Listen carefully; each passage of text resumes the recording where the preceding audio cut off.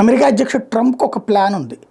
పాలస్తీనాలోని గాజాని occupy చేసుకోవాలి. ఆ Gaza దగ్గర ఉన్నటువంటి సహజ వనరులు తను తీసుకోవడంతో పాటుగా ఏదైతే ఈ సూయజ్ కెనాల్ ప్లాన్ మొత్తం కూడా తన చేతిలోకి తీసుకోవాలి అన్నటువంటిది, తద్వారా చైనా గ్రిప్పుని తీసేయాలి అన్నటువంటి కాన్సెప్ట్. ప్లస్ ఇప్పుడు ఈ అరబ్ దేశాలకు దగ్గరలో ఉన్నటువంటి ఏదైతే ఈ యెమెన్, హౌతీ వీళ్ళందరికీ సంబంధం లేనటువంటి ఒక సరికొత్త మార్గం తీసుకురావాలి అన్నటువంటి ప్లానింగ్.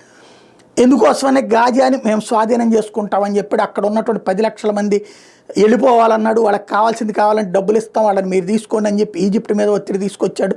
అదే సమయంలో పక్కన ఉన్నటువంటి 2 దేశాల మీద ఒత్తిడి తీసుకొచ్చే ప్రయత్నం చేశాడు. వాళ్ళు తిరస్కరించారు. పైగా ముస్లిం దేశాలు, ఓఐసీ దేశాలన్నీ కలిపి వార్నింగ్ ఇచ్చినాయి, దాని జోలికి రావద్దు, ఆక్రమించుకోవడానికి వీల్లేదు అని చెప్పి. అయితే ప్రత్యక్షంగా ఒక వ్యూహం అతను చెప్పిన దాన్ని వీళ్ళు వద్దన్నారు కాబట్టి పరోక్షంగా ఇప్పుడు ఇజ్రాయెల్ ద్వారా చేపిస్తారు. ఇజ్రాయెల్ తాజాగా అయితే గాజాలో చొచ్చుకుపోతుంది, ఒక్కొక్క ప్రాంతాన్ని ఆక్రమించుకుంటోంది, గాజాన్ ప్రజల్ని తరిమేస్తోంది, వాళ్ళు ఎక్కడికి వెళ్ళాలో దొరకనటువంటి తెలియనటువంటి పరిస్థితి సృష్టిస్తోంది. టోటల్ గాజాని ఆక్రమించుకోవడానికి ఇజ్రాయెల్ ఈవెన్ వాళ్ళకి సంబంధించినటువంటి ఎవరైతే నిఘా విభాగపు ఇన్ఛార్జ్ దానికి అంగీకరించడు కాబట్టి అతన్ని కూడా తీసేసి మరి కొత్త వాళ్ళని పెట్టి ముందుకెళ్తోంది. తద్వారా రాబోయేటటువంటి రోజులలో గాజా మొత్తాన్ని ఆక్రమించుకుంటుందా, ఆక్రమించుకొని కూడా అడ్డుపడడానికి హమాస్ శాయశక్తులా ప్రయత్నిస్తుంది. ఏం జరుగుతుందో చూద్దాం.